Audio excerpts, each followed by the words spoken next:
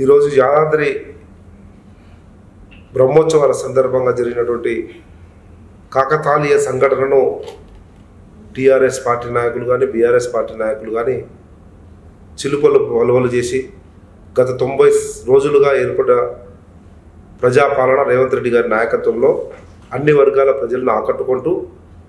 నా భూతో నా భవిష్యత్తు అన్నట్టు ఇంతకుముందు ఎప్పుడూ లేనటువంటి విధంగా అన్ని హామీలను 100 రోజుల లోపలనే అమలు చేసి అన్ని వర్గాలను ఆకట్టుకొని రేపు మళ్ళీ పార్లమెంట్ ఎన్నికల్లో భారీ మెజార్టీతో అత్యధిక స్థానాలు గెలవబోతుందన్న వాస్తవాన్ని గ్రహించినటువంటి ఈ టీఆర్ఎస్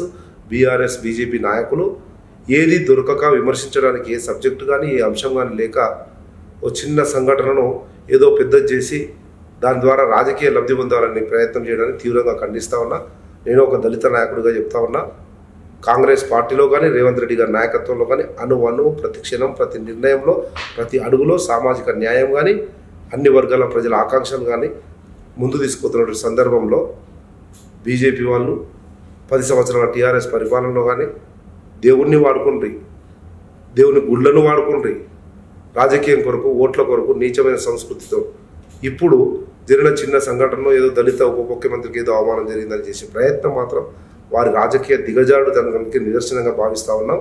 ఒక కులాన్ని కానీ లేకపోతే దళిత వర్గాన్ని కానీ వారి స్వార్థ రాజకీయ ప్రయోజనాలకు ఉపయోగించుకుంటే మాత్రం చూస్తూ ఊరుకోము, వేరే రకంగా స్పందించవలసి వస్తుందని చెప్పి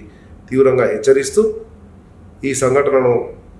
రాజకీయంగా వాడుకోవడము దురదృష్టకరం. ఆడ జరిగినటువంటి వాస్తవ పరిస్థితులు తెలియకుండా కాకతాళీయంగా అక్కడ ఉన్నటువంటి గందరగోళ పరిస్థితిలో జరిగినటువంటి చిన్న సంఘటనగా భావిస్తూ ఎవ్వరు కూడా ఆందోళన చెందాల్సిన అవసరం లేదు. సుభిక్షంగా అన్ని వర్గాల సంక్షేమం అన్ని వర్గాలకు సమున్నతమైనటువంటి స్థానం ఇచ్చేటువంటి పరిపాలన రేవంత్ రెడ్డి గారి నాయకత్వంలో నిరాఘాటంగా కొనసాగుతుంది అన్నటువంటి వాస్తవాన్ని రాష్ట్ర ప్రజలకు తెలియజేస్తాం.